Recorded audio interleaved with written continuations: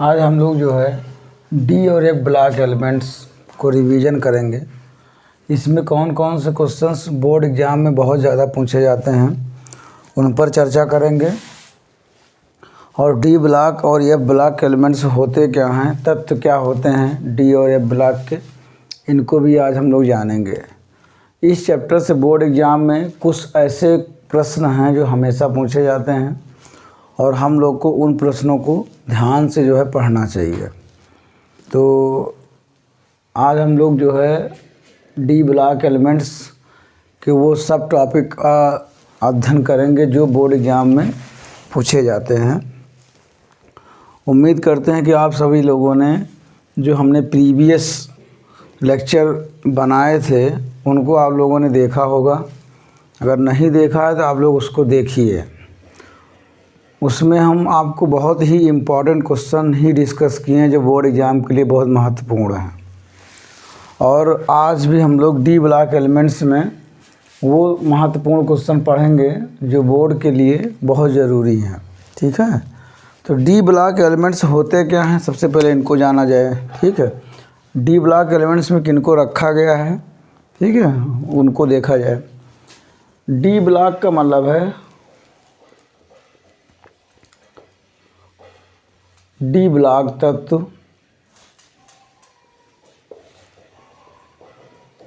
पहले देखा जाए होते कि हाँ डी ब्लॉक के तत्व। डी ब्लॉक के तत्व अगर जनरल डेफिनेशन देखी जाए तो कैसे बताएंगे। हम अपनी पीरियोडिक टेबल में जो है जहाँ तो 4 प्रकार के ब्लॉक पढ़े होंगे, एक एस ब्लॉक और एक पी ब्लॉक और एक डी ब्लॉक और एक एफ ब्लॉक। 4 प्रकार के ब्लॉक हम लोग जो है हमारे पीरियोडिक टेबल में हैं। आखिर ब्लॉक बनाया क्यों गया है, कारण क्या थे।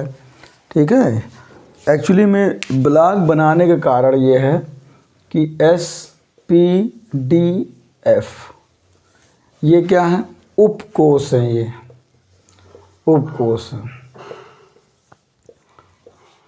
तो साइंटिस्ट ने ये सोचा कि क्यों ना जो है 4 ब्लॉक बना दिए जाएं, क्योंकि अगर आखिरी इलेक्ट्रॉन एस उपकोष में प्रवेश करे, आखिरी इलेक्ट्रॉन अगर एस में प्रवेश करे तो एस ब्लॉक, आखिरी इलेक्ट्रॉन अगर पी में प्रवेश करे तो पी ब्लॉक, आखिरी इलेक्ट्रॉन डी में प्रवेश कर जाए तो डी ब्लॉक, और आखिरी इलेक्ट्रॉन अगर एफ में प्रवेश करे तो एफ ब्लॉक के तत्व कहलाएंगे।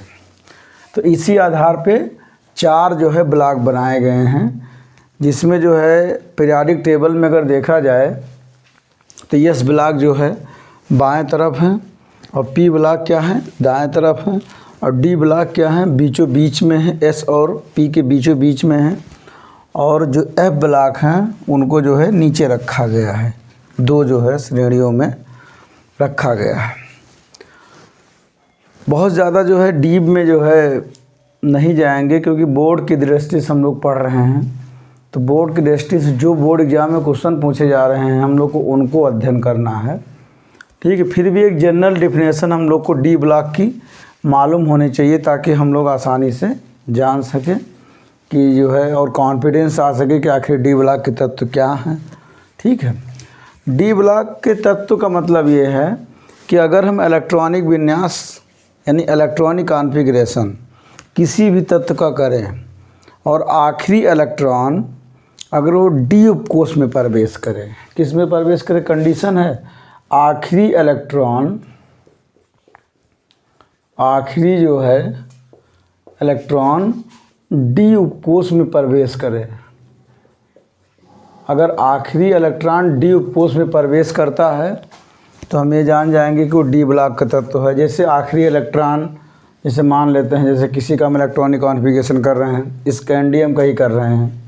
ठीक है, स्कैंडियम 21 होता है, इसका अगर इलेक्ट्रॉनिक विन्यास अगर हम करें जैसे 1s2 2s2 3s2 ऐसे करके, ठीक है, तो हम ये देखेंगे कि आखिरी इलेक्ट्रॉन मान लेते हैं D1 में प्रवेश किया। ठीक है, यानी कि 20 जो है अलग हैं और 21वां इलेक्ट्रॉन किस में प्रवेश कर गया, डी में प्रवेश कर गया। स्कैंडियम के बाद जैसे टाइटेनियम है 22 होता है, उसमें भी आखिरी इलेक्ट्रॉन किस में प्रवेश करेगा, डी में ही। देखिए 2 इलेक्ट्रॉन। अगर इलेक्ट्रॉनिक विन्यास करें और आखिरी इलेक्ट्रॉन डी उपकोष में प्रवेश करता है तो ऐसे तत्व क्या कहलाएंगे? डी ब्लॉक के तत्व कहलाएंगे। ठीक, ये जनरल डेफिनेशन है, इसमें कुछ ज़्यादा परेशान होने की जरूरत नहीं है। सिंपल अगर एक बार ढंग से इसको पढ़ लेंगे तो आसानी से जान जाएंगे कि जो है ऐसे तत्व जिनमें जो है आखिरी इलेक्ट्रॉन डी उपकोष में प्रवेश करता है उन्हें डी ब्लॉक के तत्व कहते हैं। ठीक है, तो ये चीज़ को ध्यान रखना है कि जो है जहाँ तो डी उपकोष में ही आखिरी इलेक्ट्रॉन प्रवेश करेगा। ठीक है, एक्चुअली में डी में क्या है, डी उपकोष में आखिरी में एक्चुअली में क्या है कि जो डी ब्लॉक के तत्व हैं n-1 डी में भरते हैं। जैसे कहा जाए कहीं कहीं पे क्या होता है कि n-1 डी उपकोष में इलेक्ट्रॉन क्या होते हैं? भरते हैं, यानी 1 से लगा करके 10th। ठीक है, इसका मतलब ये हुआ कि इसका जो बाहरी कोष है, ठीक है, बाहरी कोष है वो क्या है? बाहरी कोष में से एक घटाएंगे तो कितना हो जाएगा? 3 हो जाएगा।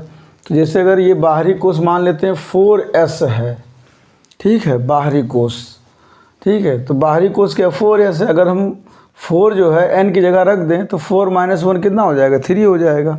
4 - 1 3d, यानी कि सारे इलेक्ट्रॉन किस में भरते हैं?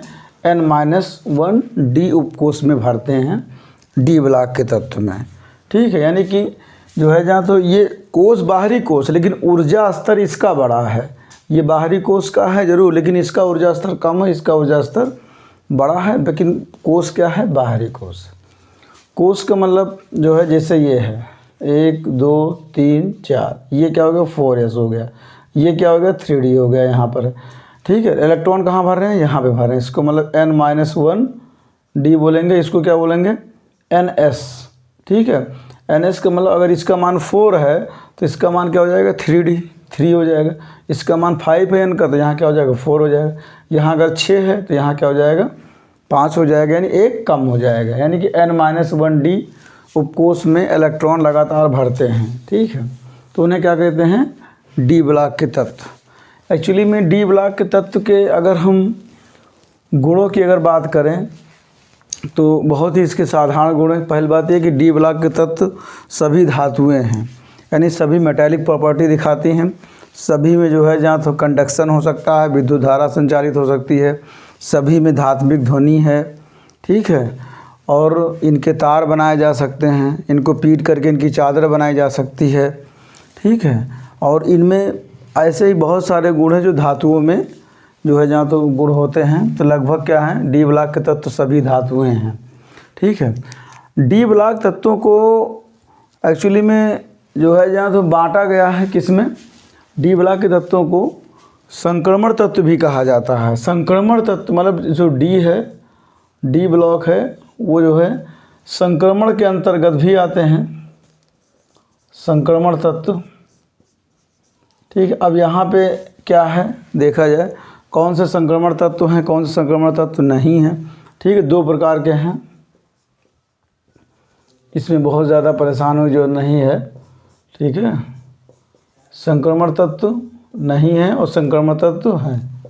ठीक है, पहली बात यह है कि जिंक परिवार को अगर छोड़ दिया जाए, ठीक है, तो जितने भी तत्व हैं क्या हैं? सब संक्रमण धातुएं हैं। और जिंक परिवार के तत्व क्या हैं? संक्रमण तत्व नहीं हैं। संक्रमण का मतलब क्या होता है? पहले इसको देखा जाए। संक्रमण का मतलब ये हो गया,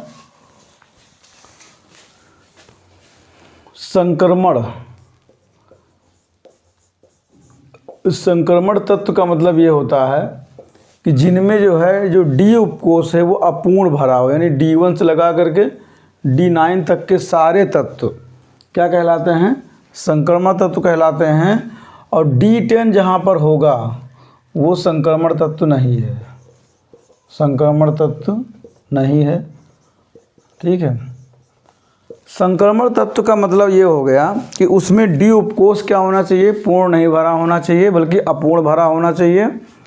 और उनमें जो है इलेक्ट्रॉन का जो है संक्रमण एक कोष से दूसरे कोष में हो, या एक डी उपकोष से दूसरे डी उपकोष में इलेक्ट्रॉन जा सके। संक्रमण का मतलब क्या होता है? ट्रांजिशन। ट्रांजिशन का मतलब एक स्थान से दूसरी जगह जाना, फैलना। संक्रमण जो है जैसे संक्रमण कहते हैं ना, संक्रमण फैल रहा है, उसी प्रकार जो संक्रमण तत्व होते हैं, ठीक है, इनमें क्या होता है कि एक इलेक्ट्रॉन एक कक्षा छोड़ करके दूसरे कक्षा में चला जाता है, ठीक है, और तभी जा पाएगा जब वो क्या होगा, अयुग्मित इलेक्ट्रॉन होगा। तो D1 से लगा करके D9 तक के तत्व क्या कहलाते हैं, संक्रमण तत्व कहलाते हैं, ठीक है।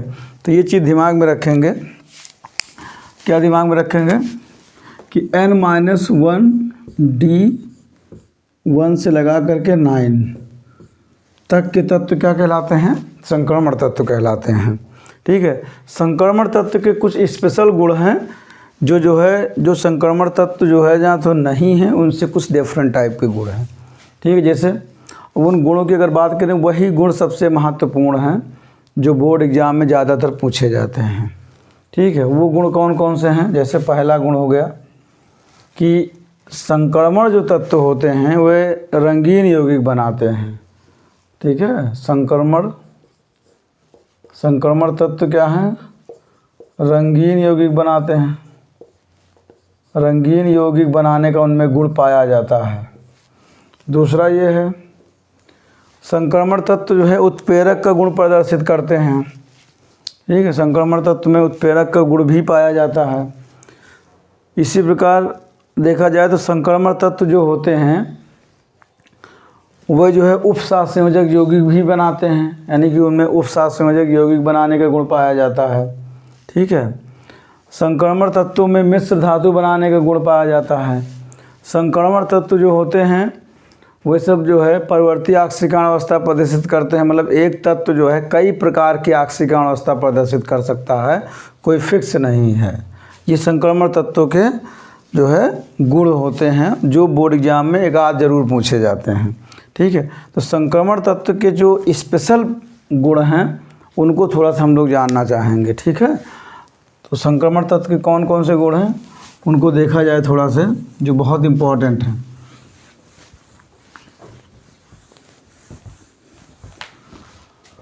जैसे पहला गुण जो है संक्रमण धातुओं का है,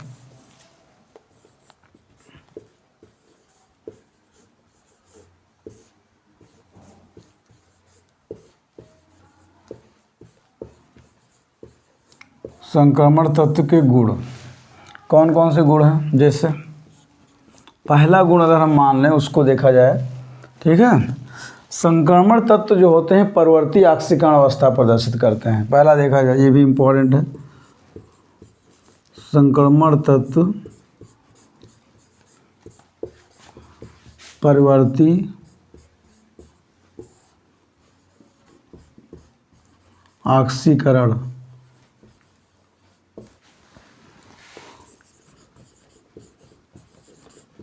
अवस्था दिखाते हैं।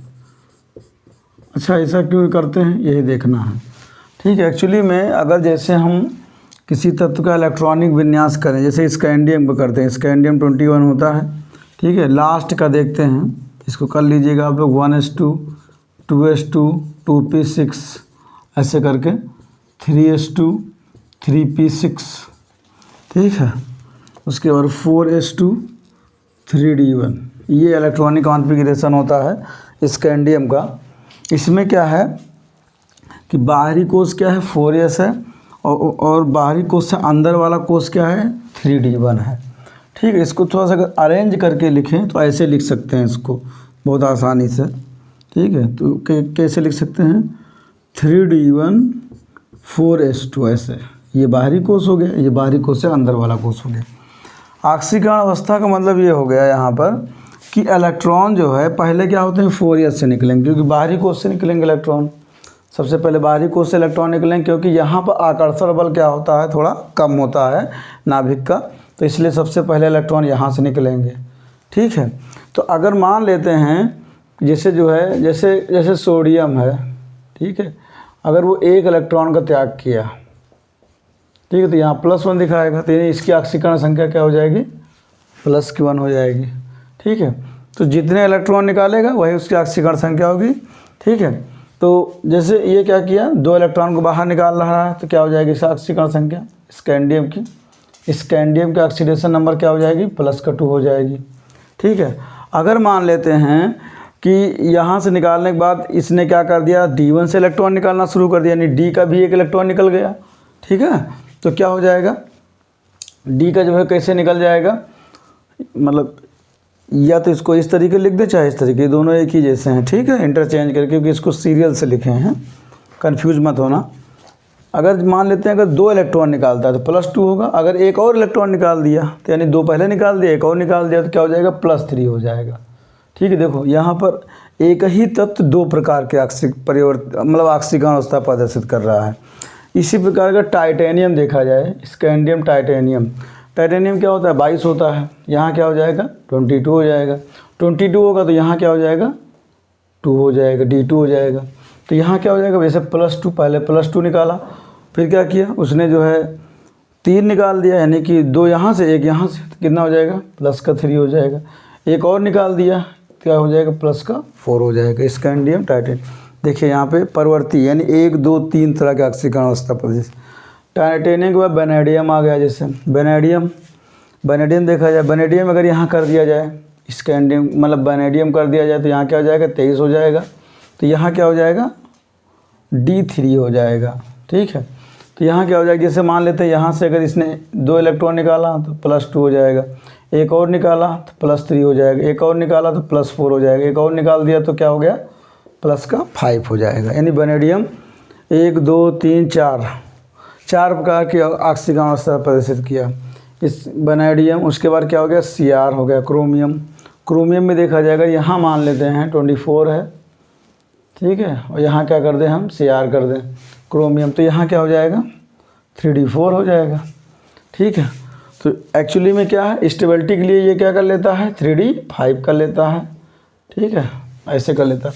तो मान लेते हैं अगर 4s1 से निकला तो +1, बहुत स्टेबल अनस्टेबल रहते हैं कंपाउंड, अगर वहाँ से निकला तो +2 हो जाएगा। ठीक है, अगर और निकाल दिया 3 निकाला तो क्या हो जाएगा +3, 4 निकाला तो +4, 5 निकाला तो +5, एक और निकाल दिया +6 हो जाएगा। ठीक है, जैसे इसी प्रकार मैग्नीज है। ठीक है, अगर मैग्नीज है, अगर 1 निकालेगा 2 निकालेगा तो +2, 3 निकालेगा +3, +4, +5, +6 और +7। ठीक है, प्लस इसी में आयरन है। ठीक है, अगर 2 निकालेगा तो +2, 3 निकाल देगा तो +3। कोबाल्ट है, 2 निकालेगा +2, 3 निकाल देगा तो +3 हो जाएगा। कोबाल्ट निकिल है, अगर 2 निकालता है, अगर मान लेते हैं अगर निकिल है, अगर 2 इलेक्ट्रॉन निकालेगा तो +2 हो जाएगा। ठीक है, 3 निकालेगा तो +3 हो जाएगा। कॉपर है, ठीक है, 1 इलेक्ट्रॉन निकाला तो +1, 2 निकाला तो +2। ठीक है, तो यहाँ आप देख रहे हैं कि यहाँ पर संक्रमण तत्व जितने भी हैं वो सब परिवर्ती आक्सीकरण अवस्था प्रदर्शित कर रहे हैं। ठीक है, तो संक्रमण तत्व जो है परिवर्ती आक्सीकरण अवस्था प्रदर्शित करने का कारण क्या है। ठीक है, उसका कारण ये है कि 3D यानी D उपकोष और S उपकोष ये दोनों की ऊर्जा स्तर क्या होते हैं, समान होते हैं। जब इनके ऊर्जा स्तर समान है यानी कि इनके ऊर्जा स्तर क्या है, समान है, यानी कि सिमिलर एनर्जी लेवल हैं। ठीक है, जब इनके ऊर्जा स्तर समान है तो पहले इलेक्ट्रॉन 4s से निकलते हैं, फिर जब 4s से निकल ख़त्म हो जाते हैं तो उसके बाद 4s के बाद इलेक्ट्रॉन कहाँ निकलने लगते हैं, D उपकोष से निकलने लगते हैं, क्योंकि 4s का ऊर्जा स्तर 3D का ऊर्जा स्तर लगभग क्या है, समान है। तो इलेक्ट्रॉन क्या होते हैं कि जब 4s से निकल सकते हैं तो 3D से भी निकल सकते हैं, क्योंकि ऊर्जा स्तर का जो अंतर है बहुत ही कम है। जैसे हम ये मान लें कि जो है जहाँ तो 4s अगर जैसे यहाँ पर है एनर्जी लेवल में, अगर बाहरी कोशिका देखा जाए तो ठीक है, तो 3D जस्ट यहाँ पर होगा। बहुत ज़्यादा एनर्जी लेवल का डिफरेंस नहीं है, एकदम बहुत ही माइन्यूट डिफरेंस होने की वजह से इलेक्ट्रॉन पहले 4s से निकलते हैं फिर 3D से निकलना प्रारंभ कर देते हैं, जिसकी वजह से ये परिवर्ती आक्सीकरण अवस्था प्रदर्शित करते हैं। अगर एनर्जी गैप ज़्यादा होता यानी कि अगर 4s और 3D के बीच में ऊर्जा स्तर का अंतर ज़्यादा होता तो 4s से इलेक्ट्रॉन निकलता, लेकिन D से फिर न निकल पाता क्योंकि गैप ज़्यादा है। ठीक है, तो गैप को कवर करने के लिए एनर्जी की रिक्वायरमेंट पड़ेगी। ठीक है, तो उतनी एनर्जी जब मिलेगी ठीक है तो वो निकलेगा, और नहीं मिलेगी तो नहीं निकलेगा। ठीक है, लेकिन जब ऊर्जा स्तर दोनों का सेम रहेगा, ठीक है, तो जब जैसे मान लेते हैं 4 जूल एनर्जी 4s को चाहिए, तो 3.98 जूल चाहिए जो है 3d को। तो सिंपल सी बात है कि बहुत कम अंतर है, तो उतना एनर्जी का गैप क्या हो जाएगा, मेंटेन हो जाता है। इलेक्ट्रॉन निकलते ही और उसके बाद तुरंत इलेक्ट्रॉन क्या होते हैं, डी उपपोज से निकलना प्रारंभ कर देते हैं। तो इसमें बोर्ड एग्ज़ाम में आपको जो है बहुत ज़्यादा डीपली नहीं जाना है। बोर्ड एग्ज़ाम में अगर ये पूछता है कि संक्रमण तत्व जो है परिवर्ती आक्सीकरण अवस्था क्यों प्रदर्शित करते हैं, तो उसमें सिंपल सा आपको जवाब यही लिखना है कि संक्रमण तत्व परिवर्ती आक्सीकरण अवस्था इसलिए प्रदर्शित करते हैं क्योंकि उनमें 4s और 3d का ऊर्जा स्तर समान होता है। ऊर्जा स्तर समान होने की वजह से ही जो है संक्रमण तत्व जो होते हैं परिवर्ती आक्सीकरण अवस्था प्रदर्शित करते हैं, ठीक है। और इसी वजह से जो है ये जो है एक तत्व जो है विभिन्न प्रकार की आक्सीकरण अवस्था में पाया जाता है। जैसे स्कैंडियम +2+3 में, टाइटेनियम +2+3+4 में, वेनेडियम +2+3+4+5, क्रोमियम 6 तक, मैग्नीज 7 तक। ये क्या है, मतलब इसका मतलब ये होगा कि इलेक्ट्रॉन S से निकलने के बाद सीधा D से निकलना प्रारंभ हो जाते हैं, क्योंकि S और D का ऊर्जा स्तर क्या है, समान है। ठीक है, सिंपल इतना जवाब लिख दीजिए, आपको पूरा नंबर मिल जाएगा, कोई भी एग्जाम नंबर नहीं काटेगा, क्योंकि ये बहुत सटीक जवाब है कि संक्रमण तत्व परिवर्ती आक्सीकरण अवस्था इसलिए प्रदर्शित करते हैं क्योंकि 3d और 4s का ऊर्जा स्तर समान होता है। पहले इलेक्ट्रॉन 4s से निकलते हैं, उसके बाद 4s जैसे ही निकलना यहाँ से ख़त्म होता है, 3d से इलेक्ट्रॉन निकलना प्रारंभ हो जाते हैं। ठीक है, तो इसलिए यहाँ से आप लोग जो है परिवर्ती आक्सीकरण अवस्था अगर बोर्ड एग्जाम पूछा जाता है तो आप इसको बिल्कुल सेम इसी तरह लिख दीजिए। बहुत इंपॉर्टेंट क्वेश्चन है, ठीक है, इसको समझ लीजिए। अगर आप समझ लिए तो बहुत आसानी से लिख देंगे, और अगर समझ नहीं पाते हैं तो थोड़ा सा लिखने में दिक्कत होगी। इसको अगर 2-3 बार रिवाइंड करके अगर देखेंगे तो आप बहुत आसानी से इसको समझ जाएंगे कि जो है परिवर्ती आक्सीकरण अवस्था क्यों प्रदर्शित करते हैं। ठीक है, तो आगे हम लोग नेक्स्ट प्रॉपर्टी पढ़ेंगे संक्रमण तत्व की, जो बोर्ड एग्जाम में पूछी जाती है।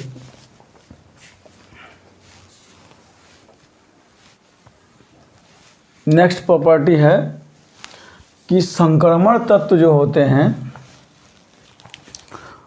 नेक्स्ट प्रॉपर्टी ये है दूसरी वाली कि संक्रमण जो धातुएं हैं, संक्रमण तत्व होते हैं रंगीन यौगिक बनाते हैं, यानी कि रंगीन यौगिक बनाने का गुण, रंगीन यौगिक बनाने का गुण।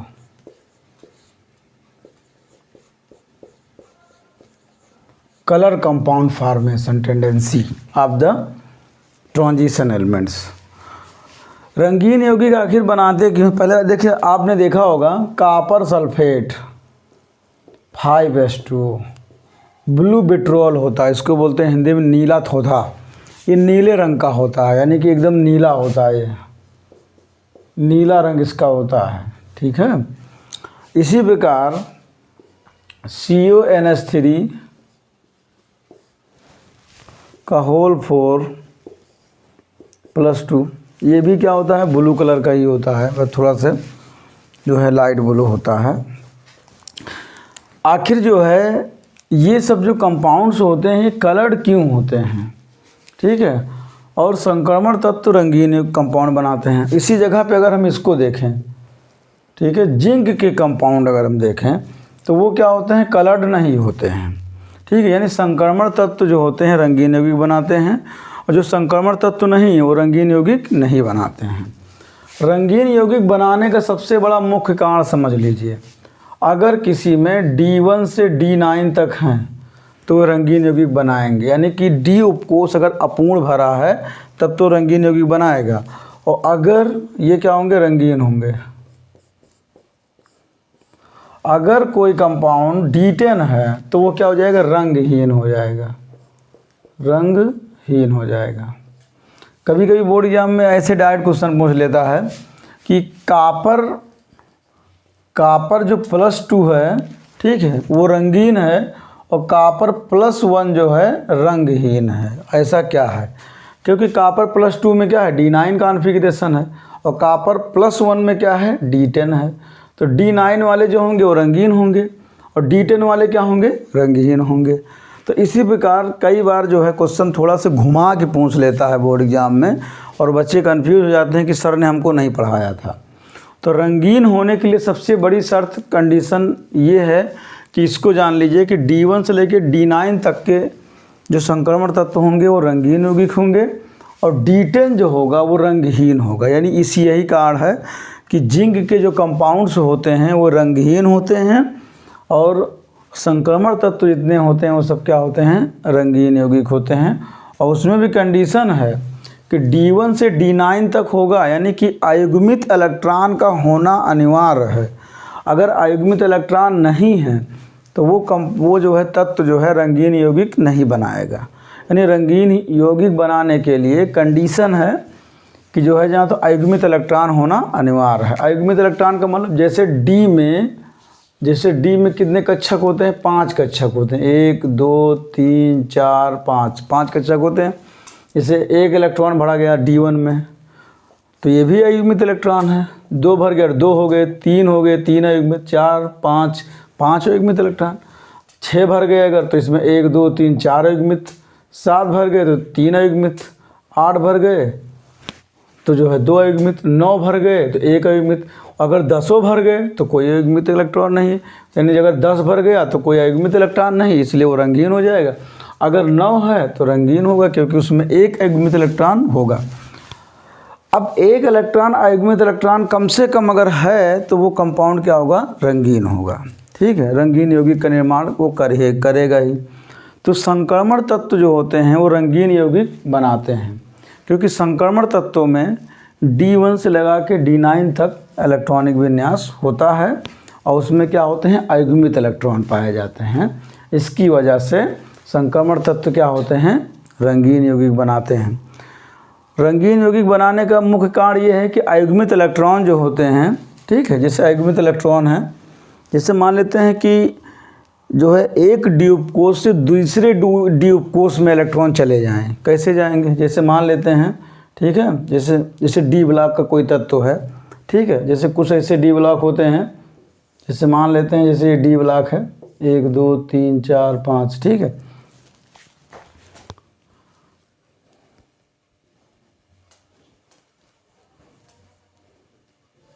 जैसे ये मान लेते 3 भागों में टूट गए, ये ऊपर 2 भाग हो गए 5 के, ठीक है, इनके बीच में गैप है, इनको बोलते हैं T2G ऑर्बिटल, इनको बोलते हैं EG ऑर्बिटल। जैसे इनमें एक, जैसे मान लेते हैं इसमें 1 इलेक्ट्रॉन है, ठीक है, ये इलेक्ट्रॉन क्या हो जाएगा, यहाँ से जब ऊर्जा पाएगा तो ये क्या हो जाएगा, अपने जो है एनर्जी लेवल से दूसरे एनर्जी लेवल, यानी अपने ऊर्जा स्तर से दूसरे ऊर्जा स्तर में चला जाएगा।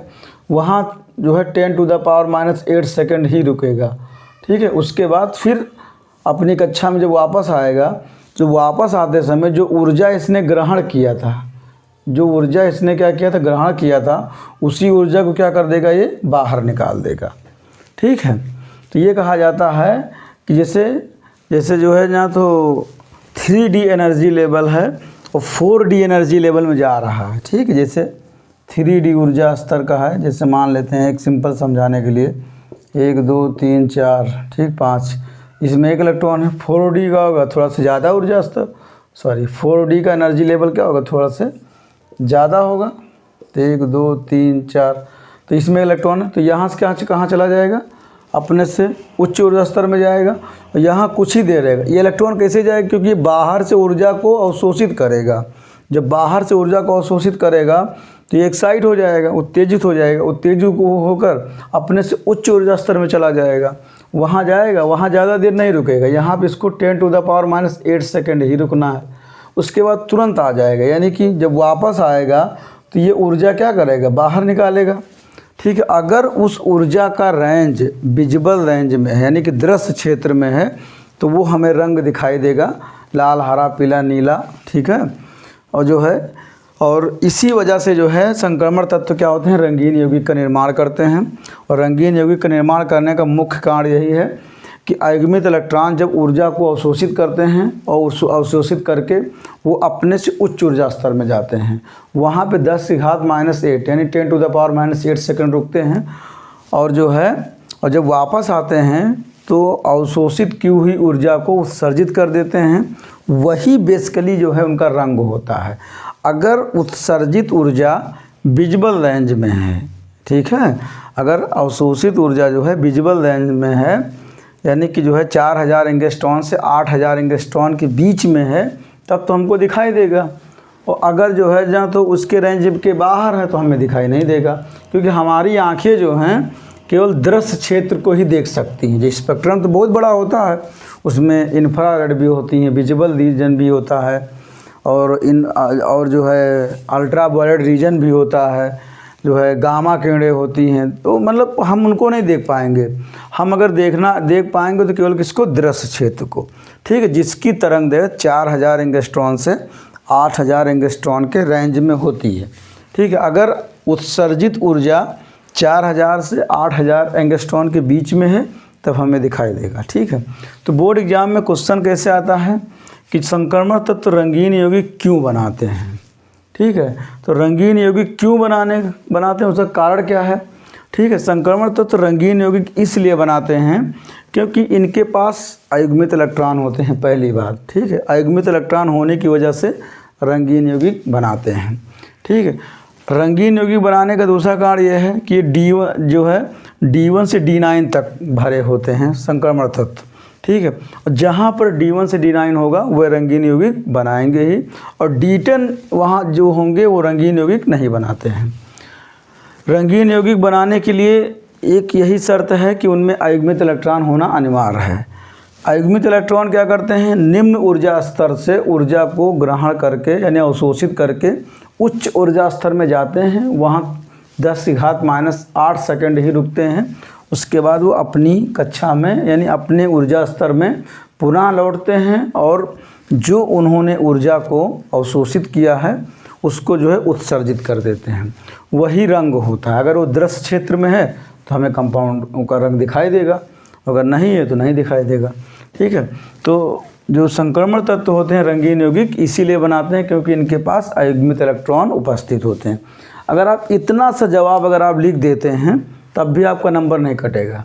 जैसे यहाँ देखिए, कभी कभी ये एग्ज़ाम में क्वेश्चन पूछा जाता है कि कॉपर +2 के यौगिक जितने होंगे रंगीन होंगे, कॉपर +1 के क्या होंगे? रंगहीन होंगे। क्यों? क्योंकि इनमें +1 में क्या हो जाता है कि D10 भरा होता है, और D10 का मतलब क्या हो गया? पूरा भर गया, जैसे ये भर गया। अब इसमें क्या D10 का मतलब यही हुआ ना, D10 का मतलब ये हो गया कि पूरा भर गया 10 इलेक्ट्रॉन, जिसमें कोई अयुग्मित इलेक्ट्रॉन है नहीं। तो जब अयुग्मित इलेक्ट्रॉन है नहीं तो रंगीन यौगिक कैसे बनाएगा? यानी कैसे जो है जहाँ तो अपनी जो है कक्षा को छोड़ करके अपने से उच्च ऊर्जा स्तर में जाएगा, ठीक है। तो अगर और D9 का मतलब क्या हो गया? D9 का मतलब ये हो गया कि एक कम हो गया, और जब एक कम हो गया तो एक अयुग्मित इलेक्ट्रॉन हो गया, और एक अयुग्मित इलेक्ट्रॉन जहाँ हुआ ना कि ये ऊर्जा को अवशोषित करके अपने से उच्च ऊर्जा स्तर में जाएगा, वहाँ 10⁻⁸ सेकंड रुकेगा, फिर वापस आ जाएगा। तो इसलिए जो है संक्रमण धातु में क्या होते हैं? रंगीन यौगिक का निर्माण करती हैं, ठीक है। एक क्वेश्चन ये भी बहुत इम्पॉर्टेंट है, ये बोर्ड एग्जाम में हमेशा पूछा गया है, कई बार पूछा गया, तो इसको आप लोग पढ़ लीजिएगा ध्यान से, ठीक है, रिवाइंड करके। एक और क्वेश्चन बहुत पूछा जाता है कि संक्रमण जो धातुएं होती हैं उनके अंदर एक गुण होता है उपसहसंयोजक यौगिक बनाने का गुण, ठीक है। जैसे पोटेशियम फेरोसाइनाइड, पोटेशियम फेरोसाइनाइड भी एक उपसहसंयोजक यौगिक है। यानी कि जो है जो संक्रमण तत्व के गुण की बात चल रही है, ठीक है। तो एक गुण तीसरा जो हम लोग पढ़ रहे हैं वो क्या है? उपसहसंयोजक यौगिक बनाने का, इम्पोर्टेंट है। उपसहसंयोजक यौगिक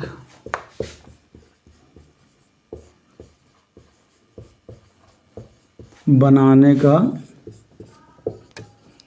गुण, ठीक है। कोऑर्डिनेशन कंपाउंड फॉर्मेशन टेंडेंसी, ठीक है। तो कोऑर्डिनेशन कंपाउंड जो है यानी उपसहसंयोजक यौगिक बनाने का गुण जो है ये संक्रमण तत्वों में पाया जाता है, ठीक है। इनके 3 मुख्य कारण कौन कौन से गुण देखिए। जैसे कंपाउंड जैसे देखा जाए पहले K4 या FeCN का होल 6। देखिए आयरन जो है ये क्या है, ट्रांजिशन एलिमेंट है, संक्रमण धातु है। ऐसे जैसे CuNH3 ये भी एक जो है संक्रमण धातु है, क्योंकि इसमें कॉपर है सेंटर में, ठीक है। ऐसे और Cr है H2O का होल 6, ये भी एक संक्रमण तत्व है। आयरन भी एक संक्रमण तत्व है। ये सब क्या है, संक्रमण, ये सब संक्रमण तत्व के जो है तत्व हैं, ये सब सेंटर वाले। और ये क्या है, उपसहसंयोजक यौगिक हैं। उपसहसंयोजक यौगिक बनाने का गुण जो है संक्रमण धातुओं में होता है।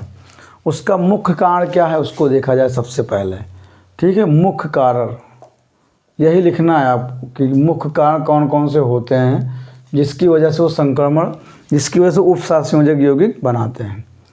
पहला मुख्य कारण ये है कि इनकी जो त्रिज्या होती है वो छोटी होती है, यानी कि जो त्रिज्या होती है छोटी त्रिज्या, ठीक। पहला जो कारण है, जो रेडियस होती है स्मॉल रेडियस,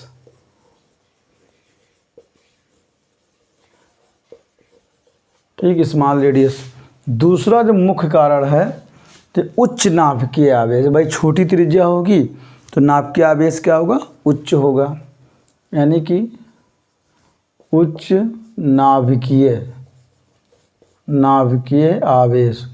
उच्च नाभिकीय आवेश का मतलब ये हो गया कि न्यूक्लियस की इलेक्ट्रॉन को पकड़ने की क्षमता, यानी कि जो है नाभिक जो है परमाणु का जितना जो है बल से जो है बाहरी इलेक्ट्रॉन को खींचता है, ठीक, वही नाभिकीय आवेश है, ठीक है। उच्च नाभिकीय आवेश की वजह से भी बनाते हैं।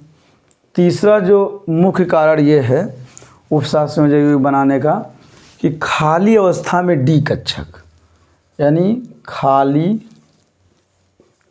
अवस्था में डी कक्षक, खाली मात्रा में डी कक्षक उपलब्ध होते हैं इनके पास, यही वजह से ये उपसहसंयोजक यौगिक बनाते हैं। उपसहसंयोजक यौगिक बनाने के 3 कारण हैं, ठीक है। उपसहसंयोजक यौगिक के योगात्मक यौगिक होते हैं, मैंने पहले पढ़ाया है, ठीक। पहले वाले लेक्चर में स्टार्टिंग में मैंने उपसहसंयोजक यौगिक के विषय में बताया है, उसको देख लीजिएगा। उपसहसंयोजक यौगिक एक प्रकार के योगात्मक यौगिक होते हैं जिनको अगर जल में घोला जाए तो ये अपना अस्तित्व जल में बरकरार रखते हैं, यानी कि आयनों में टूटते नहीं हैं, ठीक है। इसलिए जो है उपसहसंयोजक यौगिक के अंतर्गत आते हैं। यहाँ बात हो रही कि संक्रमण तत्व जो होते हैं उपसहसंयोजक यौगिक बनाते हैं, कारण क्या है। एक्चुअली में एग्जामिनेशन में कारण पूछता है, ठीक है, तो हमें कारण को जानना रहता है, ठीक है। तो इस पर ही फोकस करिएगा कि जो है जहाँ तो उपसहसंयोजक यौगिक जो है संक्रमण धातु में क्यों बनाते हैं। उपसहसंयोजक यौगिक जैसे ये K4FeCN का होल 6, CONH3 का होल 4+2, ये सब क्या है, बहुत सारे उपसहसंयोजक यौगिक हैं, ये एग्जाम्पल हैं। मुख्य कारण क्या है संक्रमण तत्व जो है उपसहसंयोजक यौगिक बनाने का। सबसे पहली बात ये होती है कि जो संक्रमण तत्व होते हैं इनकी त्रिज्या जो होती है छोटी होती है, यानी कि त्रिज्या का मतलब क्या हो गया कि जो है जहाँ तो नाभिक से बाहरी कोश के इलेक्ट्रॉन के बीच की दूरी को क्या कहते हैं, त्रिज्या कहते हैं। अगर त्रिज्या छोटी है, ठीक है, त्रिज्या अगर छोटी है तो सिंपल सी बात है कि नाभिकीय आवेश क्या होगा, उच्च होगा, यानी कि वहाँ पर नाभिक का जो बल होगा वो क्या होगा, ज़्यादा कार्य करेगा बाहरी इलेक्ट्रॉनों पे। तो वो आसानी से क्या करेगा, सेंट्रल एटम जो केंद्रीय परमाणु है वो लिगेंड को बांध पाएगा, ठीक है। जब जो है रेडियस बढ़ जाएगी तो बल क्या हो जाएगा, कमज़ोर हो जाएगा। जब रेडियस यानी त्रिज्या जो है बढ़ जाएगी तो बल क्या होगा, कमज़ोर हो जाएगा। त्रिज्या छोटी होगी तो बल ज़्यादा होगा। तो इसीलिए जो है जो संक्रमण तत्व होते हैं इनकी त्रिज्या क्या होती है, छोटी त्रिज्या होती है, उच्च नाभिकीय आवेश होता है, वही नाभिक का आकर्षण बल। तीसरा होता है खाली अवस्था में डी कक्षक। खाली अवस्था का डी कक्षक का मतलब यही हो गया कि लिगेंड क्या करते हैं, इलेक्ट्रॉन डालेंगे किसमें, केंद्रीय धातु परमाणु में। उनके पास खाली कक्षक होंगे तभी तो डाल पाएंगे। तो इसलिए जो है जो संक्रमण धातुएं होती हैं उनके पास खाली अवस्था में डी कक्षक उपलब्ध होते हैं, जिसकी वजह से वो आसानी से उपसहसंयोजक यौगिक का निर्माण कर लेते हैं और आसानी से लिगेंड से इलेक्ट्रॉन को ग्रहण करते हैं, यानी कि लेते हैं और लिगेंड और केंद्रीय धातु परमाणु के बीच में बंद बनता है। 3 मुख्य कारण है। मतलब खाली अवस्था में जो है डी कक्षक उपलब्ध होते हैं। इसका मतलब यही है कि जैसे आप कहीं पर जो है जहाँ तो गए किसी के यहाँ, ऐसे एक बार गए आप, ठीक है, अब जो है उसके यहाँ गए, आप सोच के उम्मीद के लगा करके मैं जा रहा हूँ उससे जो है उनके यहाँ मिलने जा रहा हूँ तो आज रुकूंगा हो सकता है, पता चला वहाँ गए कमरा ही नहीं है, खाली कोई रोड पे लेटना पड़ रहा है, ठीक है, तो आप क्या करेंगे? आप दोबारा फिर नहीं जाएंगे, कहेंगे हम नहीं जाने वाले दोबारा, ठीक है, क्योंकि हम एक बार गए थे तो भाई साहब ने रोड पे लेटा दिया था, ठीक है, तो अब हम दोबारा जाएंगे तो पता नहीं कहाँ लेटा दें, ठीक है। तो इसलिए इस चीज़ को ध्यान रखिए कि जो है खाली अवस्था का मतलब ये हो गया कि जो है जहाँ तो आप जैसे गए जहाँ पर, वहाँ पे बढ़िया रूम मिल गया आपको, ठीक है, आराम से वहाँ रुके, उसके बाद फिर चले आए, ठीक है, तो आपको ये एहसास होगा कि हाँ गए, थोड़ा सा जो है बढ़िया से जो है रुकने की व्यवस्था थी तो अच्छा लगा, आए खाना पीना सब पूछे, आराम से लेटे, तो ये सब चीज़ें क्या हो जाएंगी कि जो उनके और आपके बीच में इंटरेक्शन क्या होगा, और ज़्यादा मजबूत हो जाएगा, ठीक है। तो इसलिए जो है रासायनिक बंध बनाने के लिए खाली अवस्था में डी कक्षक भी उपलब्ध होना अनिवार्य। वही बात हो गई कि जो लिगेंड है वो तभी इलेक्ट्रॉन डाल पाएंगे केंद्रीय धातु परमाणु में जब उनके पास खाली अवस्था में डी कक्षक होंगे। तो जो संक्रमण तत्व होते हैं इनके पास क्या होते हैं, खाली अवस्था में डी कक्षक उपलब्ध होते हैं, जिसकी वजह से इसमें जो है जहाँ तो आसानी से लिगेंड अपना इलेक्ट्रॉन डाल सकते हैं और जो है रासायनिक बंध यानी कि उपसह संयोजक बंध बना करके उपसह संयोजक यौगिक का निर्माण करते हैं।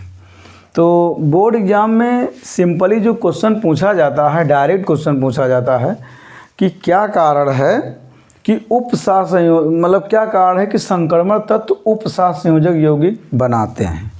तो मुख्य कारण क्या है यहाँ देख लीजिए, छोटी परमाणु त्रिज्या यानी छोटी त्रिज्या, दूसरा उच्च नाभिकीय आवेश, तीसरा क्या है खाली अवस्था में डी कक्षक का उपलब्ध होना जो है उपसह संयोजक यौगिक का निर्माण करते हैं। तो इस प्रकार जो है जो 3 गुण थे ये आप लोगों ने देखा, ठीक है। एक और गुण बहुत महत्वपूर्ण है संक्रमण तत्वों का कि उत्प्रेरक की तरह व्यवहार करना, यानी उत्प्रेरक का गुण जो है, यानी कि जो है कभी एग्ज़ाम में कभी कभी ये भी क्वेश्चन पूछ लिया जाता है कि संक्रमण तत्व जो होते हैं वे उत्प्रेरक के रूप में प्रयोग किए जाते हैं। कारण क्या है, यानी कि संक्रमण तत्व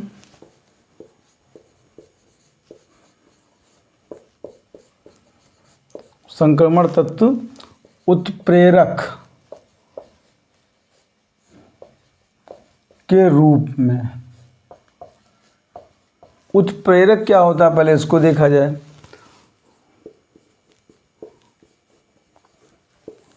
उत्प्रेरक का मतलब ये होता है कि जो रासायनिक अपक्रिया की दर को बदल दे, यानी रासायनिक अपक्रिया की दर को बढ़ा दे, घटा भी सकता है, बंद भी कर सकता है, ठीक है। जैसे एक एग्जांपल के तौर पे देखें, नाइट्रोजन प्लस हाइड्रोजन, इनको अगर आपस में कंबाइन कराया जाए, यानी यहाँ पे उत्प्रेरक आयरन और मोलिब्डेनम लिया जाता है और ये क्या बनाता है NH3।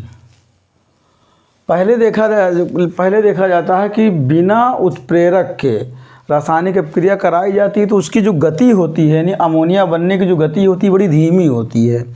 और जैसे ही हम उसमें आयरन डालते हैं, आयरन का मतलब छीलन या पतली मतलब बुरादा पाउडर, ठीक है, वो जैसे हम डालते हैं, ठीक है, क्या करता है रासायनिक अपक्रिया की दर जस्ट डबल हो जाती है, डबल ट्रिपल हो जाती है, ठीक है।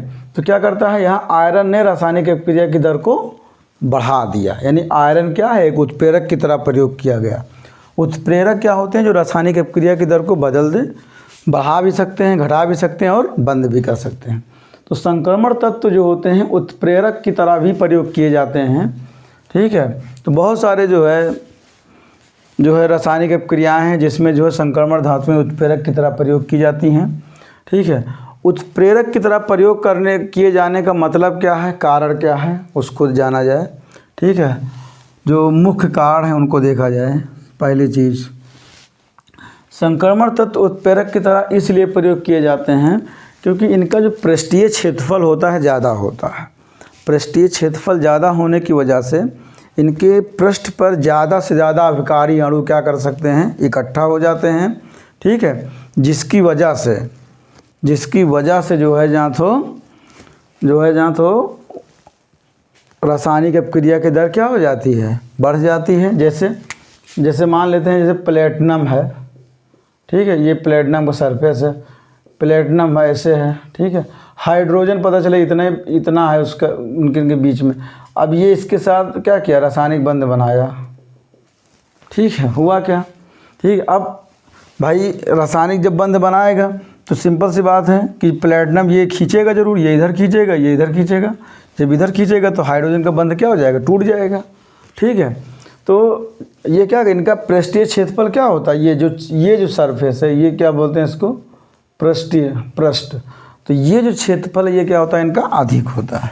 पृष्ठीय क्षेत्रफल अधिक होने के कारण ज़्यादा से ज़्यादा अभिकारी अणु उनके पृष्ठ पर इकट्ठा हो सकते हैं, ठीक है, जिसकी वजह से रासायनिक अपक्रिया जो है तेज हो जाती है। यानी कि अभिकारी अणुओं के जो बंध होते हैं वो आसानी से टूटने लगते हैं, ठीक है।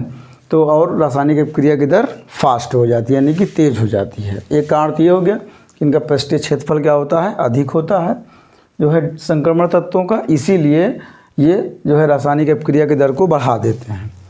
दूसरा जो मुख्य कारण ये है कि ये परवर्ती ऑक्सीकरण अवस्था प्रदर्शित करते हैं। परवर्ती ऑक्सीकरण अवस्था प्रदर्शित करते हैं। परवर्तीकरण ऑक्सीकरण अवस्था प्रदर्शित करने की वजह से जो है क्या होता है कि जो संक्रमण तत्व हैं इनके परमाणु त्रिज्या में क्या होता है, कंट्रैक्शन होता है, घटती चली जाती हैं, ठीक है। घटने की वजह से जो है जहाँ तो इनमें आकर्षण बल क्या होते हैं, मजबूत होते हैं, ठीक है। तो पृष्ठीय क्षेत्रफल जो है इनका जो है थोड़ा सा संकुचित होगा, ठीक है, जिसकी वजह से, ठीक है, और जो है जहाँ अभिकारी अणुओं को आसानी से बांध पाएंगे, यानी आसानी से आकर्षित करके बांध पाएंगे, और उसके बाद उनको जो है पृष्ठ क्षेत्रफल से जो है अलग करेंगे और जो है नए अभिकारी अणु वहाँ पर आ जाएंगे, ठीक है। तो परिवर्ती ऑक्सीकरण अवस्था प्रदर्शित करने की वजह से ये जो है जहाँ तो उत्प्रेरक का गुण दिखाते हैं, और एक जो है मुख्य कारण है कि इनका पृष्ठीय क्षेत्रफल क्या होता है, अधिक होता है। यही कारण है कि जो है जहाँ तो ये जो है उत्प्रेरक की तरह प्रयोग किए जाते हैं, ठीक है। तो ये चीज़ आप लोग ध्यान रखिएगा, ठीक है, कि जो है जहाँ तो संक्रमण तत्व उत्प्रेरक की तरह प्रयोग क्यों किए जाते हैं, क्योंकि जो है इनका पृष्ठीय क्षेत्रफल अधिक होता है और ये परिवर्ती ऑक्सीकरण अवस्था प्रदर्शित करते हैं, इसलिए संक्रमण तत्व जो है उत्प्रेरक की तरह प्रयोग किए जाते हैं, ठीक है। जैसे हाइबर विधि द्वारा अमोनिया के निर्माण में किसका प्रयोग किया जाता है, जो है जहाँ तो Fe का प्रयोग किया जाता है, ठीक है। हाइड्रोजन प्लस ऑक्सीजन को जो है प्लेटिनम की उपस्थिति में जब रिएक्शन कराते हैं तो जल का निर्माण होता है, ठीक है, समझे कि नहीं। तो यहाँ पर प्लेटिनम को उत्प्रेरक का प्रयोग किया गया, ठीक है। और हाइड्रोजनीकरण में जो हाइड्रोजनेशन होता है एल्कीन का, ठीक है, इसमें निकिल का प्रयोग किया जाता है। यहाँ क्या है, निकिल, तो यहाँ निकिल क्या है, एक उत्प्रेरक है, यहाँ क्या है, प्लेटिनम एक उत्प्रेरक है, ठीक है। इसी प्रकार ओस्टवाल विधि द्वारा जब निर्माण करते हैं नाइट्रिक अम्ल का, तो वहाँ किसका यूज किया जाता है, प्लेटिनम की जाली का प्रयोग किया जाता है ओस्टवाल विधि वाला में। ओस्टवाल जो मेथड है उसमें प्लेटिनम की जाली का प्रयोग किया जाता है, वो उत्प्रेरक का कार्य करती है। जल के निर्माण में भी उत्प्रेरक का प्रयोग किया जाता है, और एल्कीन में हाइड्रोजन का योग कराने में भी निकिल का प्रयोग किया जाता है। हाइबर विधि द्वारा अमोनिया के निर्माण में भी आयरन का प्रयोग किया जाता है। ये सब क्या है, उत्प्रेरक का गुण है, ये रासायनिक अपक्रिया की दर को बढ़ा देते हैं। तो आज हम लोगों ने चार बहुत महत्वपूर्ण जो है संक्रमण तत्व के गुण पढ़े, और ये चारों में से जो है दो जरूर आने हैं, चारों में से दो जरूर आने हैं। अगर आपने ये लेक्चर अगर अच्छे से देख लिया तो आप कम से कम 4 नंबर का क्वेश्चन कवर कर लेंगे। क्योंकि जो है संक्रमण तत्व रंगीन यौगिक क्यों बनाते हैं, आएगा ही। संक्रमण तत्व उपसात संयोजक यौगिक क्यों बनाते हैं, पक्का आएगा। समझ रहे हैं। उत्प्रेरक का गुण होता है, ये भी आ सकता है। ठीक है। परवर्ती ऑक्सीकरण अवस्था प्रदर्शित करते हैं, वो भी आ सकता है। 4 में से 2 आना तय है। इसलिए आप सभी लोग इस लेक्चर को ध्यान से देखिएगा और समझिएगा, तो आसानी से समझ में आ जाएगा। इतना कोई कठिन नहीं है, बहुत मैंने आसान शब्दों में आप सभी लोग को बताया है।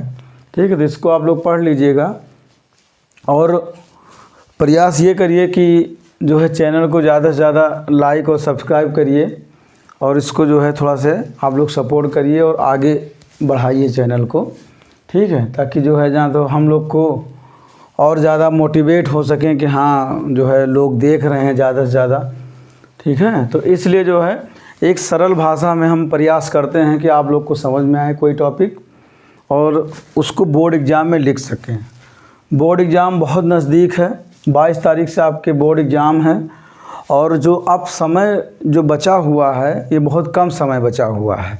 इसमें आप लोगों के प्रयोगात्मक परीक्षाएं भी चल रही होंगी और प्रयोगात्मक परीक्षाओं में भी आपको समय देना है। ठीक है। वो भी आपके अंदर प्रेशर होगा कि हाँ कल प्रयोगात्मक परीक्षा है, परसों है, तो वो भी थोड़ा सा प्रेशर झेलना है। बोर्ड एग्ज़ाम का भी प्रेशर झेलना है। ठीक है। तो हम समझ सकते हैं कि आपके जो है माइंड के ऊपर कौन सा दबाव, कितना प्रेशर होगा। ठीक है। फिर भी इस प्रेशर को तो सभी को झेलना है, तो इसलिए जो है निश्चिंत रहिए, मेहनत करिए, जो परेशान ना होइए। ठीक है। और जो है इस समय जितना हो सके जो है मेहनत करिए बिना प्रेशर लिए। पेपर बहुत आसान आता है, हम आपको बता दे रहे हैं।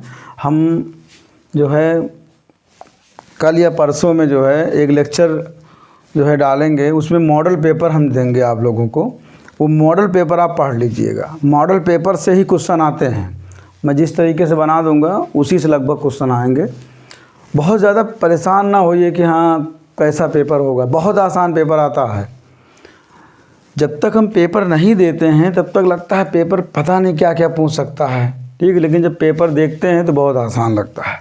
ठीक है। तो अगर आप पहले से पढ़ें अच्छे से तो आपको पेपर जो है जहाँ तो बहुत कठिन नहीं लगेगा और बिना जो है प्रेशर लिए, यानी कि कोई दबाव ना रखिए दिमाग के ऊपर। अगर आप दबाव रख के पढ़ेंगे तो याद ही नहीं होगा।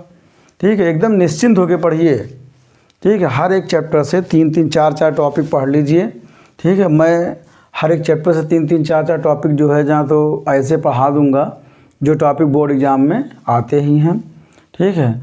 तो और जो है मैं मॉडल पेपर जो दूंगा उसमें भी 3-4 टॉपिक रहेंगे। ठीक है। उसको मैं साइड पर भी डाल दूंगा और आप लोग को समझा भी दूंगा उसमें से कुछ क्वेश्चंस, तो उनको आप लोग पढ़ लीजिएगा जो है। और जो है बोर्ड एग्ज़ाम को लेकर के बहुत ज़्यादा परेशान ना होइए, आप अच्छे से पढ़िए। पेपर बहुत बेहतरीन आता है और अच्छा भी होगा आपका पेपर, इसमें कोई दो राय नहीं है। ठीक है। और जो है ये समय है ये पूरा अपनी पढ़ाई के ऊपर ही फोकस करिए। ठीक। क्योंकि बहुत कीमती समय है। क्योंकि इंटर में जो है जहाँ तो अच्छे नंबर अगर आ गए एक बार और एक बार मार्कशीट पे नंबर चढ़ गए तो उन नंबर को हम परिवर्तित नहीं कर पाएंगे, ये जान लीजिए। अब आपके हाथ में है कि उस मार्कशीट पे कितने नंबर आपको चढ़ाना है। ठीक है। कुछ लोग 60 में सेटिस्फाइड हो जाएंगे, कुछ लोग 70 में ही सेटिस्फाइड होना पड़ेगा, कुछ लोग को 80 में, कुछ लोग को और अच्छे मिलेंगे 90 हो जाएगा, कुछ लोग को 95-96%। ठीक है। तो इस समय आपके हाथ में है कि अपनी मार्कशीट पर कितने मार्क्स छपवाना है। आप जितना मेहनत कर लेंगे उतना अच्छे मार्क्स आप जो है जहाँ तो अपने मार्कशीट पे छपवा लेंगे। ये इस समय आपके हाथ में है। इस समय सारे काम छोड़ दीजिए, जो है केवल पढ़ाई करिए। 10 से 15 दिन की बात है, 15 दिन उधर रख लीजिए, 15 दिन इधर रख लीजिए। 1 महीना मुश्किल से है। 1 महीना बोल दीजिए घर परिवार में कि मैं कोई काम नहीं करूँगा, केवल पढ़ाई लिखाई करूँगा। क्योंकि 1 महीना अगर पढ़ने से तुम्हारा अगर 10% बढ़ जाता है तो जो है जहाँ तो इसमें कोई बुराई नहीं है। आपका जो कंपटीशन होता है, सिलेक्शन होता है, तो उसमें एक एक नंबर का महत्व होता है। तो इसलिए जो है आप सभी लोग ज़्यादा से ज़्यादा मेहनत करें जो है, और बिना प्रेशर लिए टेंशन मत लीजिए। सब बहुत बेहतरीन होगा। ठीक है, पेपर के पहले जो है जहाँ तो हम घबराते हैं, लेकिन पेपर के बाद एकदम रिलैक्स होके निकलते हैं कि हाँ मैंने पेपर दिया, कोई प्रेशर नहीं। आप प्रेशर ना लीजिए, ठीक है, बिल्कुल रिलैक्स होके रहिए और मेहनत करिए जो है, और जो है जहाँ तो वो बहुत अच्छा जो है पेपर होगा। तो बाकी हम लोग अगले लेक्चर में मिलेंगे। ठीक है, बहुत बहुत धन्यवाद। ठीक है, ओके।